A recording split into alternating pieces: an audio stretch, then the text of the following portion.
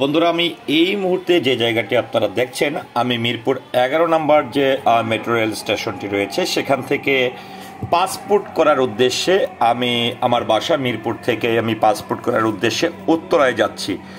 তো যেহেতু আমার ব্যক্তিগত কোনো ড্রাইভার নেই, সেক্ষেত্রে পার্কিং ব্যবস্থাতে একটু ঝামেলা হতে পারে, সেই চিন্তা করে ভাবলাম যে আমার বাসার খুব কাছাকাছি যেহেতু মেট্রো রেল, একটু মেট্রো রেলে করে আমি পাসপোর্ট অফিসে যাই। এবং আজকের এই ভিডিও চিত্রের মাধ্যমে আপনাদেরকে যেরকমটা একটু মনে হলো যে আমি পাসপোর্টটি আসলে কিভাবে অফিসের কাজ সম্পূর্ণ করলাম, পাশাপাশি আসলে এই যে আমার যাত্রা পথটি রয়েছে বিশেষ করে মেট্রো রেল সিস্টেম বা মেট্রো রেল নিয়ে আমার আসলে তেমন একটা ব্লগ করা হয়নি, সে কারণে আসলে মেট্রো রেলে পাশাপাশি চিন্তা করেছি যেহেতু পাসপোর্টটি করতে আমি উত্তরায় যাচ্ছি, সেক্ষেত্রে যেহেতু আমি মেট্রো রেল ব্যবহার করছি সেটিও আপনাদের সঙ্গে শেয়ার করছি। তো দেখতে পাচ্ছেন যে বন্ধুরা, যে এত গরম ছিল, এই গরমের মধ্যে যদি আমি বাসে চড়ে যেতাম বা রিক্সায় চড়ে যেতাম বা পাঠায় চড়ে যেতাম, ব্যক্তিগত গাড়ি নিলে তো আপনার পার্কিংয়ের একটা ঝামেলা থেকেই যায়, যে কোথায় পার্ক করে রেখে গেলাম, কতক্ষণ ভেতরে লাগে। সেক্ষেত্রে দেখুন আমি মেট্রো রেলে কিন্তু খুব মজা করে যাচ্ছি। আমার একদম মিরপুর 11 থেকে যাওয়ার পরে কিন্তু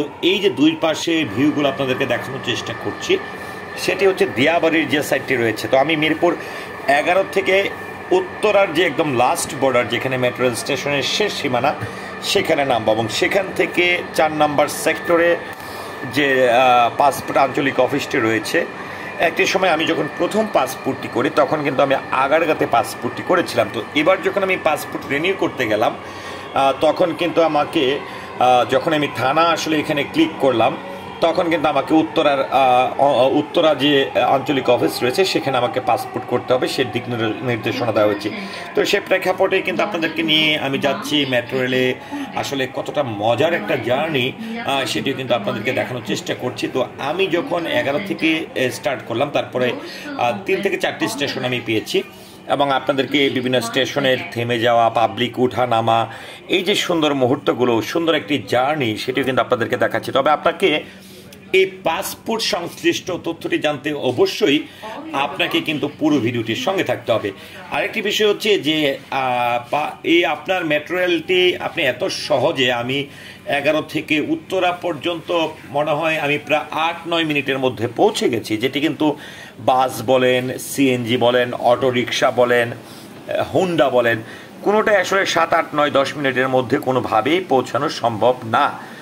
তো আমি আপনাদেরকে সেই মেট্রো রেল স্টেশনগুলো একটু দেখানোর চেষ্টা করছি। আমি এই মুহূর্তে কিন্তু একদমই যে মেট্রো রেল স্টেশনটি রয়েছে সেই স্টেশনে এসে নেমে গেলাম, অর্থাৎ উত্তরার যে মেট্রো রেল স্টেশনটি রয়েছে সেখানে লাস্ট বর্ডারে এসে নেমে গেলাম। নেমে যাওয়ার পরে এখান থেকে একদম কিভাবে আমি 4 নম্বর সেক্টরের যে পাসপোর্ট অফিসটি রয়েছে, বিশেষ করে আসলে যারা উত্তরাতে আপনাদের যাদের পাসপোর্ট করতে হবে, যে পাসপোর্ট আঞ্চলিক অফিসটি রয়েছে সেখানে যাওয়ার বিষয়টি, এবং এটিও কিন্তু আপনাদের একটি ভালো একটি ধারণা হয়ে যাবে।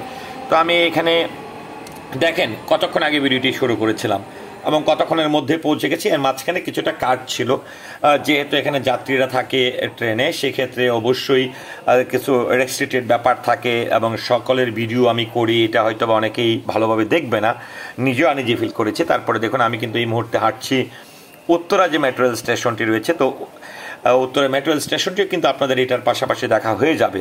তো সেখান থেকে নামবো, নেমে আমি যতটুকু চেষ্টা করবো যে আসলে কিভাবে এই উত্তরা পাসপোর্টে অফিসে পৌঁছানো যায় এই মেট্রো রেল স্টেশন থেকে। তো আস্তে আস্তে সেদিকে যাচ্ছে, দেখতে পাচ্ছেন যে প্রচুর মানুষের চাপ।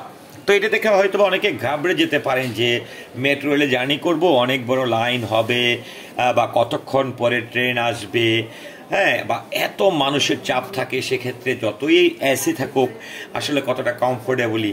দেখেন আমি যে টিকিটটা কেটেছিলাম সেখানে স্ক্যানিং করে কিন্তু আমার সেই টিকিট, আপনাকে আরেকটাও জিনিস বলতে চাই যে আপনারা যারা আসলে টিকিট কাটবেন তারপরে কিন্তু টিকিটের পরে একটি কার্ড আপনাকে দেওয়া হবে। এই কার্ডটি আপনি যখন প্রবেশ করবেন মেট্রো রেল স্টেশনে তখন স্ক্যান করে ঢুকতে হবে। আবার যখন আপনি বেরিয়ে যাবেন অবশ্যই এই স্টেশনটি থেকে বের হওয়ার সময় আপনি মেট্রো রেল স্টেশনের যেখান থেকে আপনি বের হবেন সেখানেই কিন্তু এটি স্ক্যান করে আপনি সেখানে প্রবেশ করে রেখে দিয়ে আসবেন। তো আমি এখান থেকে দেখেন প্রচুর মানুষ, কারণ এটি খুবই কমফোর্টেবল এবং খুবই অল্প সময়ের জার্নি, খুব শর্ট টাইমে আপনি আপনার গন্তব্যস্থলে পৌঁছাতে পারবেন। তো আমি এখান থেকে দেখেন আস্তে আস্তে হেঁটে হেঁটে সামনের দিকে যাচ্ছি, স্টেশনের নিচে যাব। নিচে যাওয়ার পরে সেখান থেকে আমার এখানে আসলে যাওয়ার আগে আমি যতটুকু জানতে পেরেছি যে আমাকে অনেকেই বলেছে যে এই মেট্রো স্টেশনে নেমে জাস্ট একটা রিক্সা 30 থেকে 40 টাকা ভাড়া নেবে, সেটি নিয়ে একদমই সহজে তুমি পৌঁছে যেতে পারবা পাসপোর্ট অফিসের দিকে। তো আমি আস্তে আস্তে করে নামছি,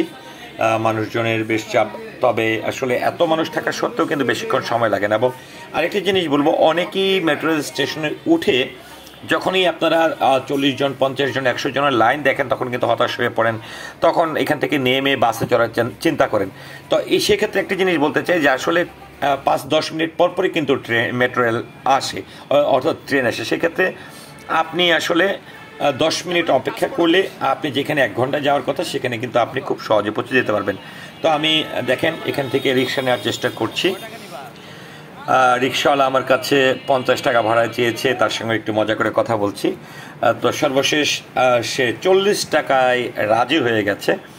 তো যেহেতু 40 টাকা রাজি হয়ে গেছে, সেটি নিয়ে আমি যাত্রা শুরু করলাম সেই পাসপোর্ট অফিসের দিকে। উত্তরা 4 নম্বর সেক্টর দিয়াবাড়ি হয়ে কিন্তু আমি যাচ্ছি।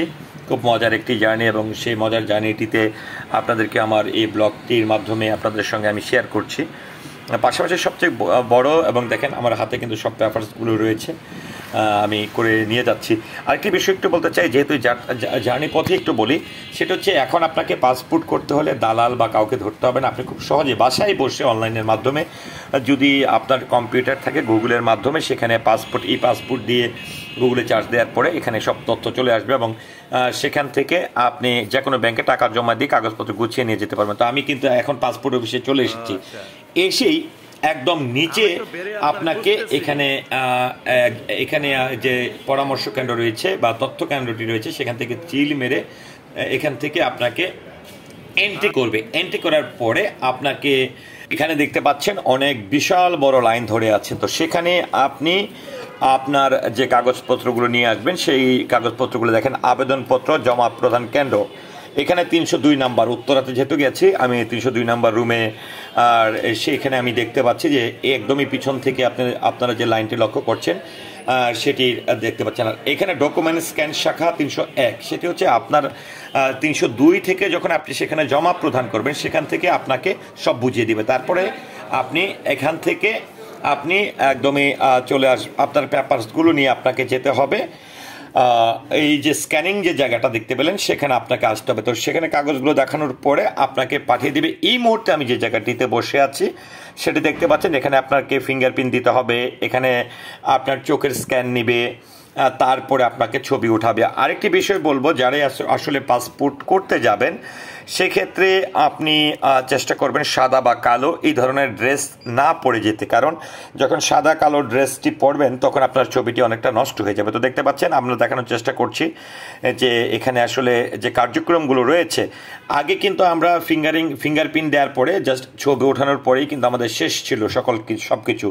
এখন কিন্তু আপনাকে কতগুলো জিনিস করতে হবে, যেমনটা আপনাকে প্রথমে চোখের স্ক্যানিংটা করবে, তারপরে আপনাকে সিগনেচার করতে হবে, তারপরে সিগনেচারের পরে আপনাকে ফিঙ্গারপ্রিন্ট করতে হবে, তারপরে হচ্ছে ছবি উঠাবে। দেখুন আমি শেষ করে ফেললাম। সেখান থেকে ছবি ওঠানোর পরে স্ক্যান কাজ সব শেষ করার পরে আমার হাতে কিন্তু স্লিপটি ধরিয়ে দিল। তো এই ছিল আসলে আমার জার্নি, পাশাপাশি পাসপোর্ট করা নিয়ে কিছুটা তথ্য।